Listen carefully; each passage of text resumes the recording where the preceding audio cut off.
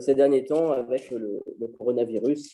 Et qui dit théorie du complot dit en réalité également un fond antisémite, puisque malheureusement, c'est ainsi que ça se passe. C'est bon? C'est bon? Jusqu'à 11h, c'est ça?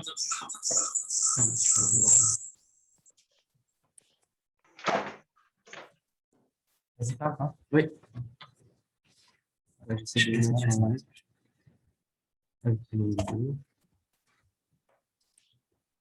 Vas-y, parle, parle. Voilà, très bien. Donc, on va commencer directement par les psukim que je veux étudier avec vous. Je pense que c'est celui-là. Donc, c'est un cours sur texte. Hein. Ça va marcher. Non.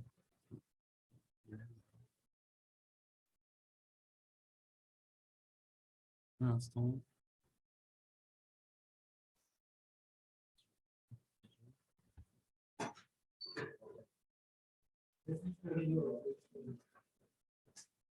Voilà, c'est bon. Un instant.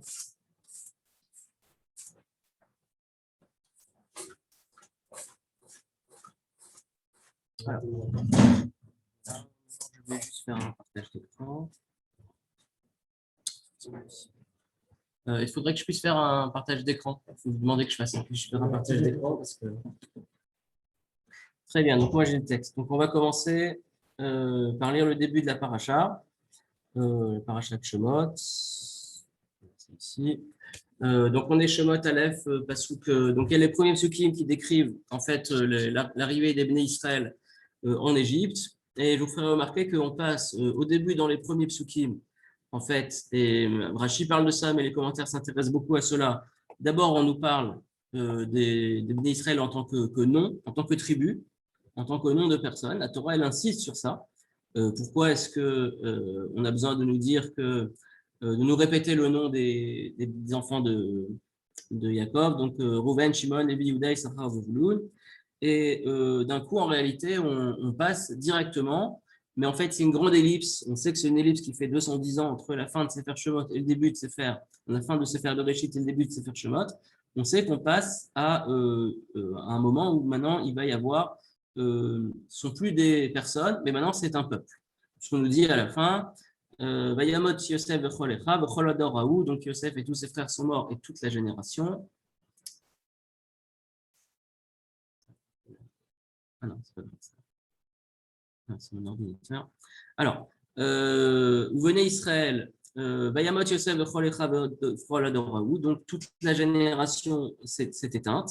Vous venez Israël parou v'shchotsu v'yirbu v'yatimu b'mod meod v'timale haaretz otam. Et les Bnei Israël se sont beaucoup multipliés et la terre s'est remplie d'eux. Donc maintenant, on a, c'est pas explicite, mais bien sûr, on a l'apparition d'un peuple. C'est pour ça que ça va se jouer. Après, on a inversé. En réalité, la paracha que je veux étudier avec vous, c'est plutôt les versets suivants, de 8 à 11. Vayakom melech chadash al Mitzrayim, il y a un roi nouveau qui s'est levé sur l'Égypte. Asher lo yada et Yosef, qui ne connaissait pas Yosef. Donc, vous savez tous qu'en réalité, c'est ambigu.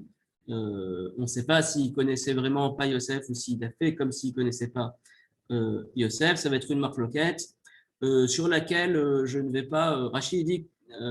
Alors, on va lire les Rachid, bien que ce soit des Rachid que l'on connaît.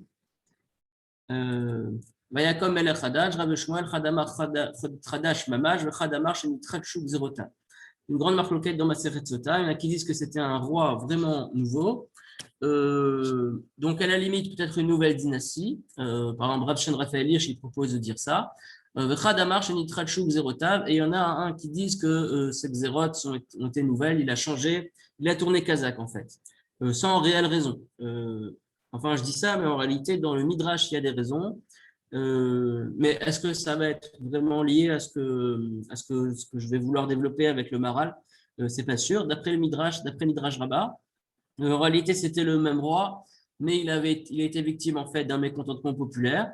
Et pour pouvoir récupérer son trône, les Égyptiens ne voulaient lui donner son trône qu'à condition qu'il persécute les Juifs. Et pour cela, il a été obligé, en effet, d'accepter. Mais en réalité, lui n'aurait préféré ne pas le faire. Donc de fait, Vacher lo yada et Yosef, la suite, c'est qu'il a fait Keilo lo yada, d'après le deuxième chat, il a fait comme s'il ne savait pas. Très bien. Ensuite, maintenant, on va rentrer vraiment dans le vif du sujet. C'est sur ça qu'on va voir les commentaires. Vayomer El Amo, il a dit à son peuple, Iné Ham ben Israël Rav Atzum Imenu, voici que le peuple d'Israël devient plus important que nous. Donc, Ava Nitrak Malo, venons et agissons avec ruse contre lui. Pen Yarbe, de peur qu'il se multiplie. Vaya et ce sera, qui était Krena Milchama, quand il y aura une guerre. Vesav Gamou al Sonenu, il va s'appuyer, il va se rajouter à nos ennemis. Venil Khambanu, il va se battre avec nous, il va combattre avec nous. Alam Inaretz, et il va monter de la terre. Donc ça, c'est l'argument essentiel que l'on va analyser. Donc, premièrement, l'intitulé, Nitrak Malo, il faut user de ruse, on va voir ça avec le Ramban. Et ensuite, quel est l'argument qui a été amené par Yosef, par le pharaon?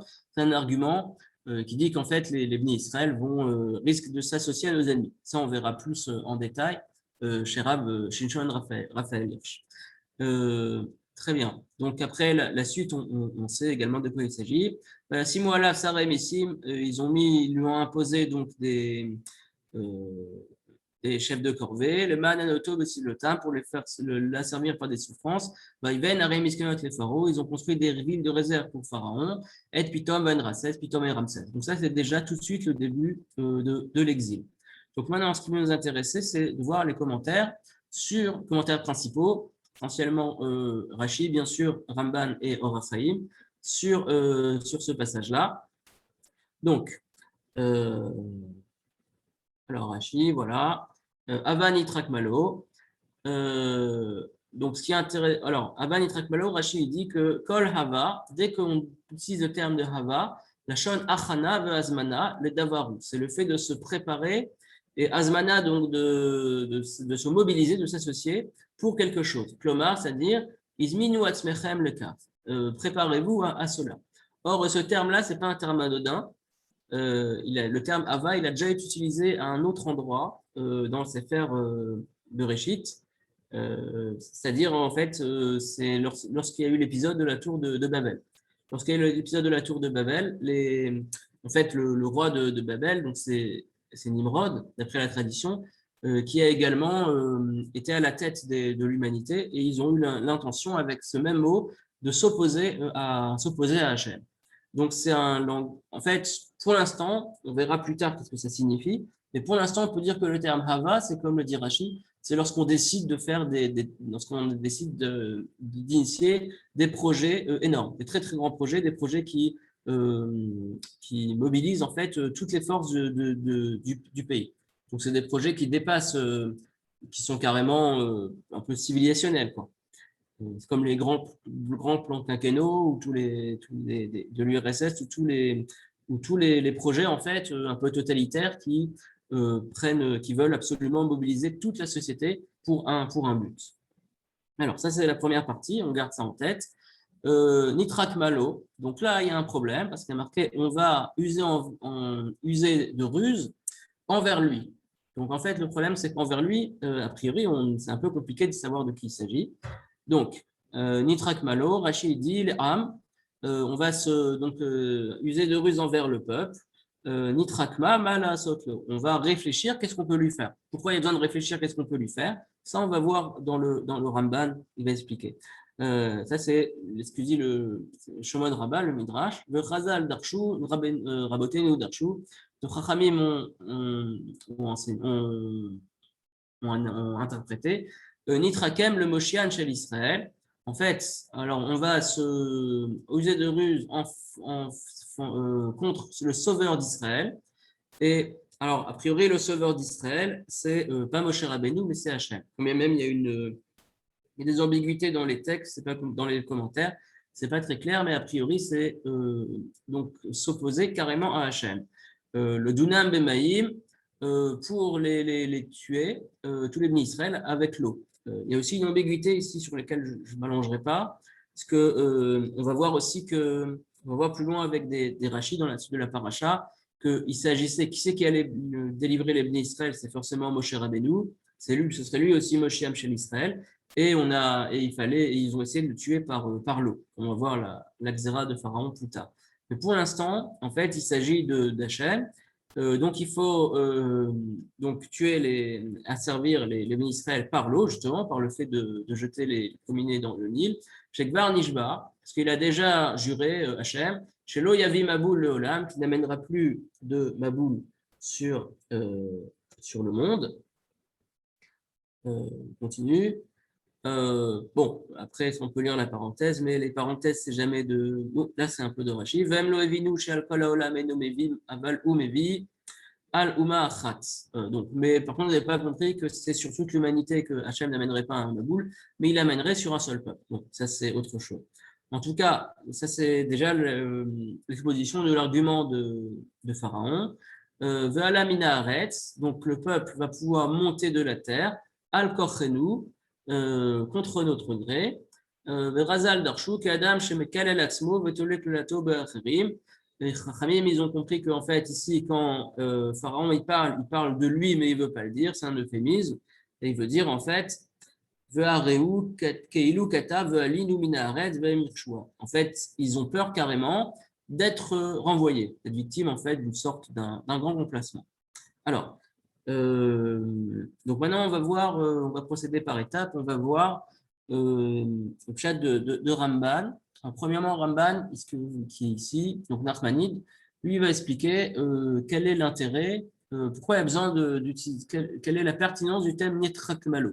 Pourquoi est-ce que quand la Torah elle parle de la mise en place de l'esclavage, elle est obligée d'utiliser ce terme de Chochma, parce que c'est étonnant, la Chochma, c'est l'intelligence, donc comment est-ce qu'on peut comprendre cela?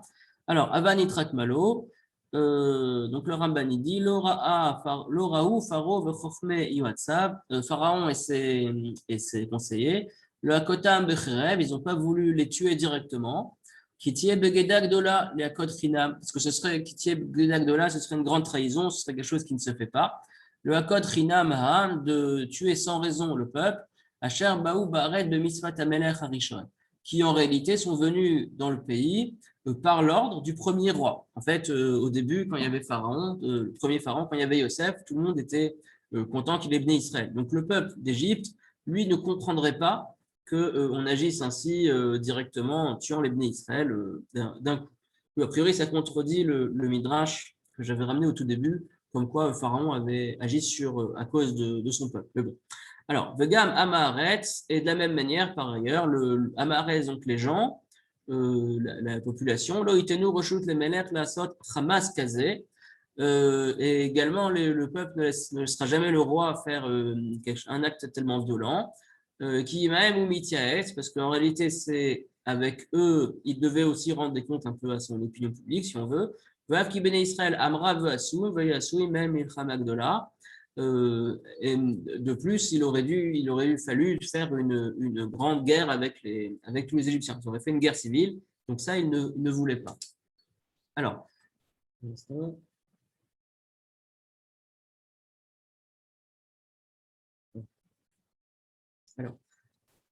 alors seulement, Avalamar, seulement ce qu'il a dit Pharaon, c'est que chez Yassou Derer Chochma, il faut faire ça de manière subtile, chez Lo Yargishu Israël qui beva Yassou Baem, que de manière à ce que Israël, et on va voir aussi également le peuple, ne sentent pas qu'il y a un problème.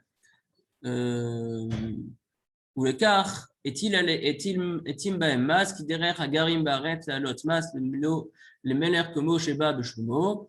Bon, c'est pour ça qu'il leur a imposé un impôt, parce que c'est normal que des gens qui sont étrangers payent un impôt au roi, comme on a vu avec Shlomo. Et ensuite, on ne va pas tout voir, mais le Ramban va interpréter toute la paracha sur quelque chose qui est en fait insidieux, qui est vicieux, mais de manière de les éliminer sans en avoir l'air. Donc là, c'est la notion de Chochma. Ça veut dire qu'il y a de la part de Pharaon une volonté, mais qui est dissimulée et qu'il va enrober d'un discours. C'est ça qu'on va voir. Alors, il y a aussi, vous avez vu sur ce texte aussi des commentaires plus ou moins modernes qui font remarquer. Je me retrouve. Non, c'est pas ça. Alors, voilà. Il y a le Shiuré Chumash du Rav Wolbe qui fait remarquer qu'en effet, de la même manière, il y a un verset qui dit ça. Je ne me souviens plus où il est, mais un verset qui dit que Chachamim Heima Le'ara, qu'il y a des gens qui sont des sages, mais pour le mal. Donc, il y a aussi une notion de Chochma, du mal. Et bien sûr, lui, le Rav Wolbe qu'il a vécu, il ramène en fait les lois qui ont été proclamées dans l'Allemagne du Troisième Reich. Donc justement, pour la manière de faire passer les choses au fur et à mesure, sans que les gens forcément ne s'en rendent compte, de manière à complètement bouleverser la société. Donc ça, c'est le pshat du Ramban. Maintenant, on va passer à l'explication. Alors d'abord, on va lire ce que dit le Rav Shimon Raphaël Hirsch. Alors, du coup, je peux revenir au grand écran. Alors, Rav Shimon Raphaël Hirsch, lui, voilà.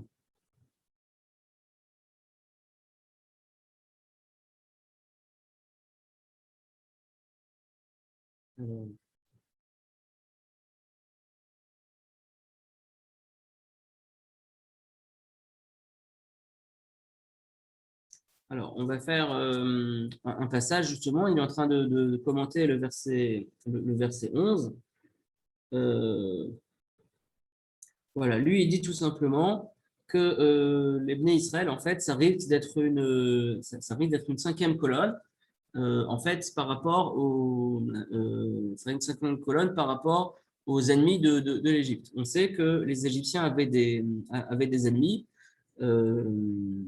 puisque à un moment, Rachi ramène qu'il y avait, enfin, il y a Midrash qui ramène qu'il y avait une guerre de frontières en fait entre l'Égypte et un autre pays, et que le fait que les sauterelles aient envahi uniquement l'Égypte a permis en fait de bien voir, de bien délimiter les frontières.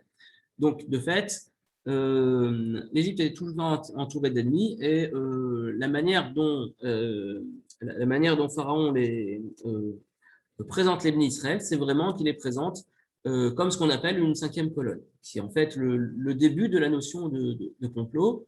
C'est-à-dire qu'on a un peuple qui qui vit au milieu d'un autre et qui risque, en fait, qui est là pour servir les intérêts les intérêts de l'ennemi. Donc ça, c'est justement c'est ça qu'il faut lire en fait quand Pharaon il dit c'est peine herbée de peur que le peuple se multiplie et prenne notre place. C'est que là, justement, il va donc de fait dénaturer les Bnei Israël en les rendant encore plus étrangers qu'ils ne l'étaient, puisqu'on les accuse carrément de traîtrise. Donc, là, on va voir un autre texte sur ça. Un instant.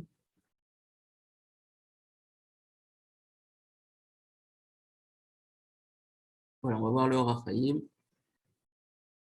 Alors, on trouve.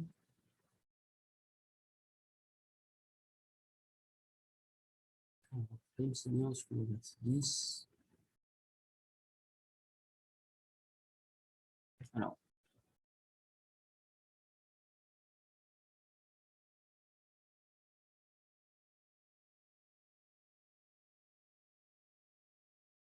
Alors, lui, il pose plusieurs questions. Je vais vous manquer.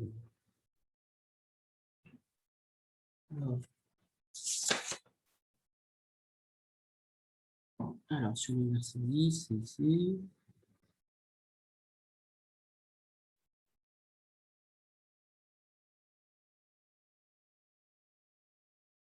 Alors, voilà, on va lire. Vayomer el amo iné. Donc, là, c'est le commentaire du Or HaChaim. D'abord, Omri Nouzal, le Pasuk, Echartem Oti, Shula Ita Achavit, le Gomer. Donc, il se réfère en fait à un midrash que Rashi a ramené dans Parashat Vaïshla. Lorsque Jacob était très mécontent de la manière dont Shimon et Lévi avaient traité la ville de Shrem, qui Mesoret Aïta Beyada, en fait, les non-juifs avaient une tradition. Donc, les non-juifs, non seulement les Cananéens, mais ici en l'occurrence les Égyptiens, il y avait une tradition, la tradition suivante, Shatidim Lipol Beyad Israël, qu'ils finiraient. Donc là, on passe d'un coup à quelque chose qui est métaphysique. C'est ce qu'on va voir de plus en plus avec le Or Chaim déjà, mais également avec le Maharal. Alors que jusqu'à présent, on était dans le tout à fait politique avec le Ramban et avec Rav Shimon Raphaël Hirsch. Oulazé Amar Melech Mitzrayim, c'est la raison pour laquelle le roi d'Égypte a dit Yine Am Ben Israël Ayadoua Betokef Ve'oz, voici que ce peuple qui est connu pour sa force, Iné ou Rav Hatsum, il est important par rapport à nous. Et donc, en fait, il nous menace. Ça veut dire on a une tradition, comme quoi finalement il finira par s'imposer. Et pour l'instant, il ne faut pas laisser ça comme ça, il faut absolument voir ce qu'on va voir tout de suite ensemble dans le Maharal. Vehamar, et donc il avait peur justement de cet avenir, donc c'est une peur métaphysique. Vehamar, et il a dit Ava nitrak malo, pen yarbe, donc il veut, etc. Ve'alan naaretz. Et à ce moment-là, le peuple, quand il va voir que c'est l'occasion, les Juifs, ils feront quelle est leur tradition. Chez où Yavet Kol Nefesh, les Canaaniens arrivent, parce que vous avez bien vu ce qu'ils ont fait avec les Cananéens. C'est intéressant de mettre ça en parallèle avec le fait qu'à la fin de Parashat Shemot, Rashi va dire que Rashi va dire que les Bnei Israël avaient en effet une tradition de leur côté, une tradition positive qu'ils seront libérés. C'est le fameux Pakod Ifkot. C'est pour ça que parmi tous les langages de libération, Moshe va leur parler, va leur dire ce langage-là, parce que c'est la seule chose qu'ils ont retenue de leur passé. Tout ce qui leur reste, d'une certaine manière, des patriarches et des shvatim, c'est cette notion de Pakod Ifkot. Donc il y a aussi deux traditions en fait qui sont parallèles. Ici, on parle de celle qui faisait peur à Pharaon. Donc, c'est la raison pour laquelle, donc, la zénitrakmo alave le osro. C'est pour ça qu'en fait, donc, le osro, ça veut dire le réduire en esclavage. Le balset lazé. Voilà, le balset, pour ne pas qu'il sorte.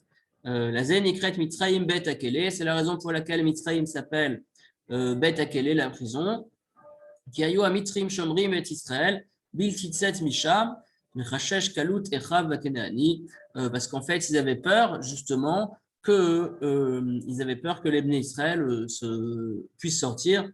Et donc, a priori ici, ça veut dire qu'ils ont, quand on le lit plus en détail, on se rend compte qu'il avait moins peur pour lui que pour les Canaanites. Mais bon, c'est étonnant parce que quand on voit le passouk, on a plutôt l'impression qu'il a peur vraiment pour lui.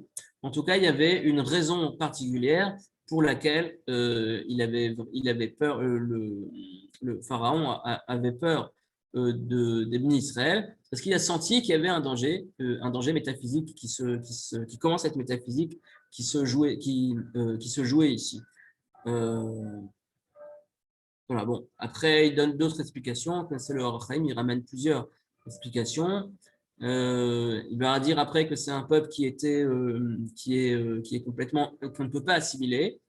Et ça aussi, bien sûr, c'est quelque chose qui est ramené par d'autres Pérouchim, le Beth Alevi et le Netziv, qui vont insister sur le fait que, mais c'est également la même chose, c'est-à-dire que les Bnei Israël continuaient à garder leur identité, et donc ça a énervé Pharaon. Mais ça ne nous explique pas réellement les tenants et aboutissants de tout ça. Très bien. Donc maintenant, on va passer à un autre texte, c'est le Maharal. C'est celui-là. Ah, très bien. Alors, le Maharal de Bourarier, donc, Bourarier, c'est le premier livre du Maharal qui est un long commentaire du commentaire de Rashi. Donc, bien sûr, il va rebondir sur ce que dit Rashi et l'expliquer. Donc, on va voir ça. Judbet.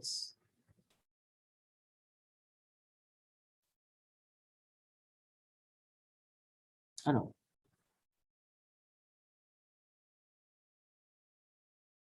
c'est là. Alors, donc on prend rapidement Rashi. Quel est le problème ici? Nitrak Malo, on reprend Rashi. Nitrak Malo, le Ham. Première explication, il faut s'en prendre au peuple. Nitrak Mala Sotlo, on va voir qu'est-ce qu'on peut lui faire. On a compris grâce au Ramban qu'il y avait besoin de Chokhma parce qu'on ne pouvait pas y aller directement, ça n'aurait pas été compris. Mais par contre, Rabotenu Darshu, Chachamim, ils ont expliqué autrement. Rabotenu Darshu, un instant, je reviens. Nitrakem le Moshiach chez l'Israël, qu'il faut s'en prendre au sauveur d'Israël, c'est-à-dire à Hachem, la Dunam Bemaïm, en tuant son peuple, si on veut, avec l'eau, chez Gvar Nishba, chez Lo Yavim Mabo Laolam, parce qu'il a déjà juré qu'il n'amènera plus le Maboul de déluge sur le monde. Alors, donc maintenant, on va voir justement ce qu'il dit le Maharal sur ça. Alors, dans une première partie, le Maharal, on ne va pas la faire, mais dans une première partie, le Maharal, il s'étonne. Comment est-ce qu'on peut dire que le terme l'eau, ça se réfère à Hachem? A priori, c'est clair que ça se réfère uniquement au peuple. Voilà, donc, on peut lire le tout début. Perouche, Nitrak Malo le Ham, Perouche Adirtim Nitrak Malo, la Shani Yachid. La raison pour laquelle c'est marqué Nitrak Malo au singulier, le Mirtam Nitrak Malahem, et on aurait dû dire qu'on va s'en prendre, ruser par rapport à eux, par rapport à cette population-là. Mipne de Kay Alaham, parce qu'en réalité, on parle du peuple, de Derech HaKatuv, le Daber Alehem du Shani Yachid. Parce que c'est l'habitude de la Torah de parler, quand on parle d'un peuple, de parler avec au singulier. Donc, après, il développe, mais voilà ce qu'il va décrire, ce qui est le plus important, c'est la suite, c'est ça. Donc, c'est un texte qui dit également dans Netzar Israël, mais en fait, il va faire la synthèse entre ce qu'on a vu jusqu'à présent et surtout expliquer d'une manière, donner une profondeur, une plus grande explication à ce qu'on a vu dans le Rachaïm. Donc, lui, il dit la chose suivante, Unam, cependant, L'Iniré Lomar, il me semble dire, des Razal Darshu Akatouf Karol le Pshuto, que lorsque les Chachamim, ils ont dit que le verset, en fait, Nitrak Malo, ça ne parle pas du peuple, mais ça parle de Dieu, eh bien, en réalité, c'est proche du Pshat. C'est-à-dire qu'en fait, ça ne dénature pas du tout le Pshat. C'est vraiment, on va voir, en fait, c'est vraiment autant Hachem que le peuple. Chez Katouv, Nitrak Malo, Milchon Yachid, parce que si la Torah, elle a écrit explicitement Nitrak Malo au singulier, chez Kavanatam, là il faut lire Kavanatam, donc leur intention, c'est l'intention des Égyptiens, mais on a vu que c'était a priori l'intention de Pharaon surtout. Ayash et Nitrak Moul Arduta, c'est qu'en fait on va s'en prendre à l'unicité du peuple. Donc ça c'est aussi remarquable parce que on n'a pas pu tout dire, mais je vous ai dit qu'il y a beaucoup de commentaires, même le Raphaïl, qui parlent du fait que les Bnei Israël ils gardaient leur identité. Donc ça, c'est valable. Donc, il n'y avait pas d'assimilation. Donc, puisqu'il n'y avait pas d'assimilation, il y a bien une ardou du peuple, il y a bien une unité du peuple. Le Ouïd Barach, et en fait, c'est Hachem. Et Meched et Ta'am, c'est lui, c'est Hachem qui est le garant de l'unité du peuple. Chez Oseotam Tamin Goyechad. Parce que c'est Hachem, en fait, qui est garant du fait que les Bnei Israël, ça reste un seul peuple. Donc, en fait, s'en prendre au peuple, c'est s'en prendre à Hachem. Voilà, ici dans mes notes, il ramène. Bon, ça on voit plusieurs fois. Il ramène aussi il y a des preuves dans Rashi à la Torah. Mais on sait bien, par exemple, tous les Shabbats après-midi, on prie Ata Echad ou Shimcha Echad, ou Mika Amcha Israël Goy Echad. Donc le fait que le peuple d'Israël soit un seul peuple, ça c'est en fait quelque chose qui est métaphysique, qui est spirituel, et ça se réfère à l'unicité de Dieu.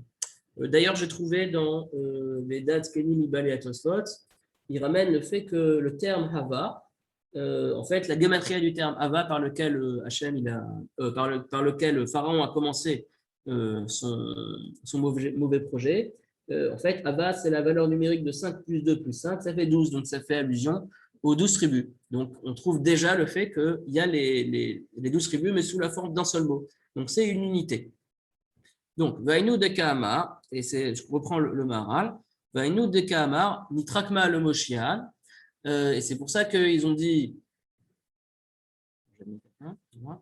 Vaïnou de Kamar, et c'est la raison pour laquelle ils ont dit, Chachamim, ils ont dit, Nitrak Mam, le Moshiach, on va user de ruse envers le sauveur du peuple.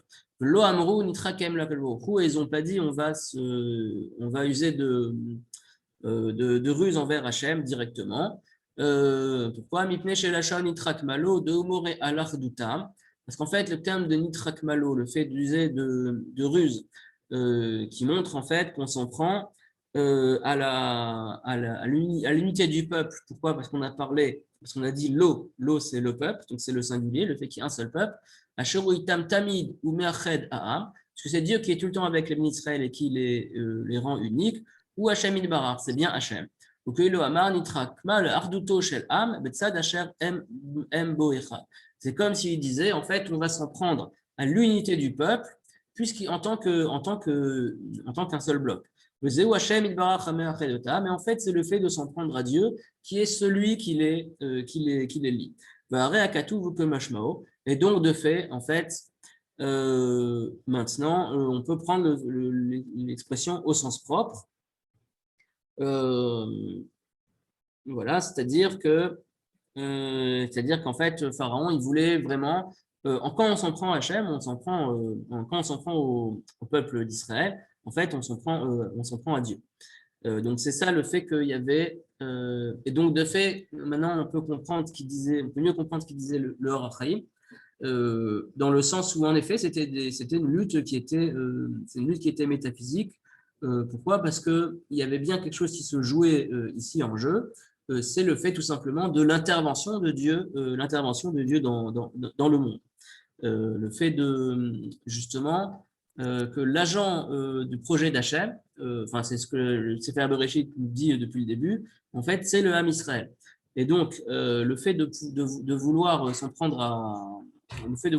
au Ham Israël, c'est le fait de vouloir s'en prendre à Hachem, puisque c'est eux l'agent, de la providence sur terre. Donc, ça, c'est ce qui ressort d'ici. Ensuite, il y avait deux textes aussi que j'avais sélectionnés. Essentiellement, on peut voir encore le Sfat Emet. Et après, on va terminer par, justement, c'est quoi? Non, pas celui-là. Comment est-ce que, grâce à ça, on peut rebondir sur la théorie du complot de manière tout à fait contemporaine. Ah, c'est pas celui-là non plus. Et sinon, je vous dis, si je ne peux pas le trouver. Voilà, il est là. Alors, un instant, on va dans tous les sens là. Alors.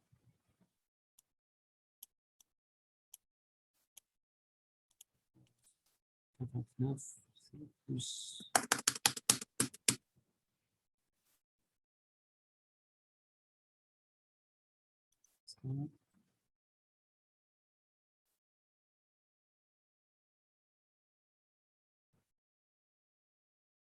Alors.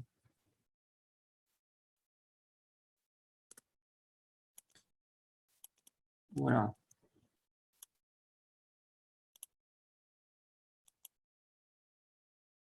Un instant, ça doit être l'autre. C'est 1640. Voilà, en fait, lui, il va dire exactement la même chose. Il va expliquer en quoi les bénis Israël ont au fond d'eux, en fait, une capacité d'âme qui leur permet justement d'arriver, donc pas simplement ils sont un seul peuple parce qu'au fond d'eux, ils ont la notion d'unicité. Et donc, le fait de pouvoir sortir de l'Égypte, le fait d'être en exil et en fait finalement de sortir tous ensemble, ça commence à montrer qu'il y a un peuple qui est l'étendard de l'unicité de Dieu. Et c'est ça justement qui dérangeait le pharaon. Voilà, donc ça c'est dans la chaîne Ataram, dans le traité maître. Pasukaba nitrakma, penirbe, venosav gamu voilu minares, shte perushim berashi. Il y a deux perushim dans Rashi, donc on a bien compris. Le perush de Rashi concernant le fait que c'est le peuple et le perush de Rashi concernant le fait que c'est Dieu. V'akol echad, en fait, le Sfat Emet dit, donc c'est la même chose que le Maharal, c'est la même chose. Qui n'est chachamim igidou, parce que les chachamim ils ont dit, qui galout mitzrayim vechol agaluyot, Parce que l'exil de l'Égypte et tous les exils aiment le halon et toutes ces kedusha, shebechol mekomot, kacher, matzinu, kegan Hashem, keret Mitzrayim. Donc, en fait, le but, c'est d'aller chercher justement tous les essentiels de sainteté pour les amener, pour les associer au Ham Israël. Voilà, après, on y parle d'autres choses, etc. Bevada et Gamamitri, mais évidemment aussi les Égyptiens. Otam achachamim shayu bahem, les sages qui étaient parmi eux, donc probablement Pharaon. Très bien. Evinuzot, ils ont compris, et c'est pour ça qu'ils ont voulu donc annuler, donc s'opposer à Hachem. Donc, très rapidement, ce qui concerne la théorie du complot proprement dite, ce qu'on voit en fait, c'est que les gens vont de tous les sens. Et pourquoi justement est-ce qu'il y a cette théorie du complot qui s'en prend particulièrement à Hachem? C'est probablement parce que justement on n'est pas capable de voir Dieu, on n'est pas capable de voir la providence.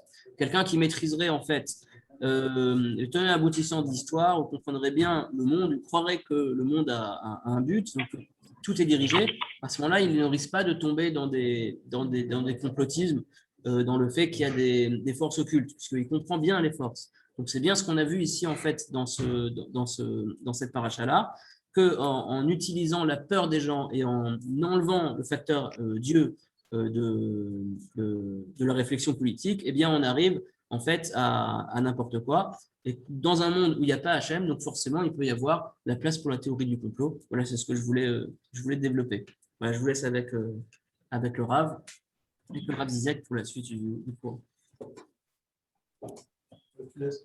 Oui,